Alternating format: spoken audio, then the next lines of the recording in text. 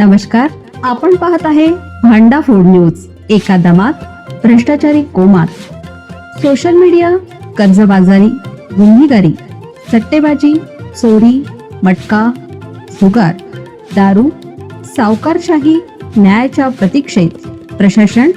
भांडा food news, एका दमात भ्रष्टाचारी कोमात। देशाचे दूध उत्पादन 30 कोटी, विक्री मात्र 70 कोटी लिटर। कोल्हापुरात संपूर्ण देशात दररोज 30 कोटी लिटर दुधाचे उत्पादन होते।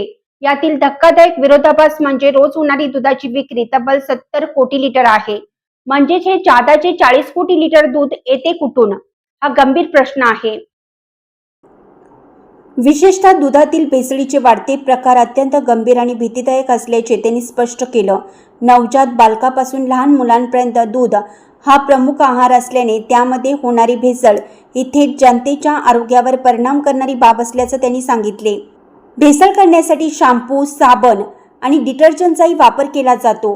तुकाराम मुंडे यांनी काही दिवसापूर्वी उघडकीस आलेल्या मोठ्या दुधाच्या रॅकेटचा उल्लेख करताना त्यामध्ये सिंथेटिक दूध तयार करण्यासाठी पाम ऑइल, इतर तेल, स्क्रीम मिल्क पावडर आणि विविध रसायनांचा वापर होत असल्याचं सांगितलं। काही ठिकाणी शॅम्पू, साबण आणि डिटर्जंटचाही वापर करण्यात आल्याचं तपासात समोर आल्याचं त्यांनी सांगितलं।